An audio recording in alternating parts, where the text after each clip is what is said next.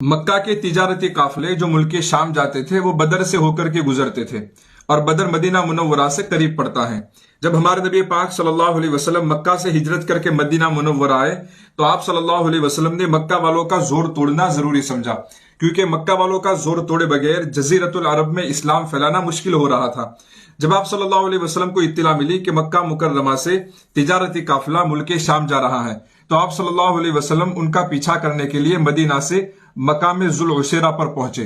جب آپ صلی اللہ علیہ وسلم یہاں پہنچے تو ابو سفیان کا تجارتی قافلہ یہاں سے نکل چکا تھا۔ آپ صلی اللہ علیہ وسلم نے 2 صحابہ کو شام کے اس راستے پر مقرر کیا کہ جب وہ قافلہ لوٹے تو جلدی سے ہمیں تم اطلاع کرنا۔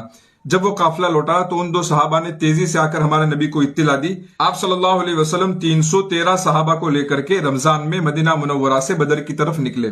ابھی آپ صلی اللہ علیہ وسلم راستے ہی میں تھے کہ ابو سفیان کو پتا چل گیا کہ مدینہ سے مسلمانوں کا قافلہ نکلا ہے ہمارا پیچھا کرنے کے لیے۔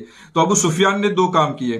ایک کام تو یہ کیا کہ یہاں سے زمزم بن عمرو غفاری کو مکہ بھیجا کہ تم ہمارے بچاؤ کے لیے بدر کی طرف نکلو۔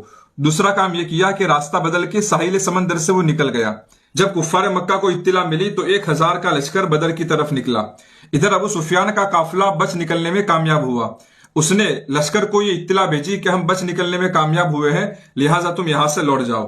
لیکن ابو جہل ضد میں آ گیا اور تکبر میں آ گیا کہ نہیں، اب ہم بدر جائیں گے، وہاں کھائیں گے، کھلائیں گے، شراب پئیں گے اور پورے عرب میں ہماری بہادری کا چرچا ہوگا۔ تو وہ یہاں سے آگے بڑھا۔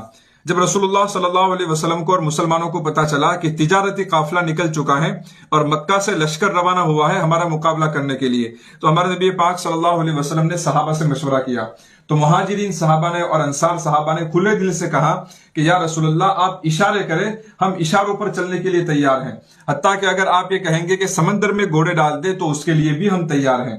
یہ سن کر ہمارے نبی پاک صلی اللہ علیہ وسلم کے چہرے پر خوشی ظاہر ہوئی، اور آپ صلی اللہ علیہ وسلم نے فرمایا کہ اللہ تعالیٰ نے مجھ سے 2 جماعتوں میں سے ایک جماعت پر غلبہ دینے کا وعدہ کیا تھا، اور میں دیکھ رہا ہوں کہ کفار کے بڑے بڑے لوگ مارے جائیں گے۔ پھر آپ صلی اللہ علیہ وسلم نے بڑے بڑے سرداروں کے قتل کی جگہ بھی صحابہ کو بتائی، اور دوسرے دن مقابلہ ہوا اور کفار کے 70 مارے گئے اور 70 قید ہوئے، اور مسلمانوں کو شاندار فتح نصیب ہوئی۔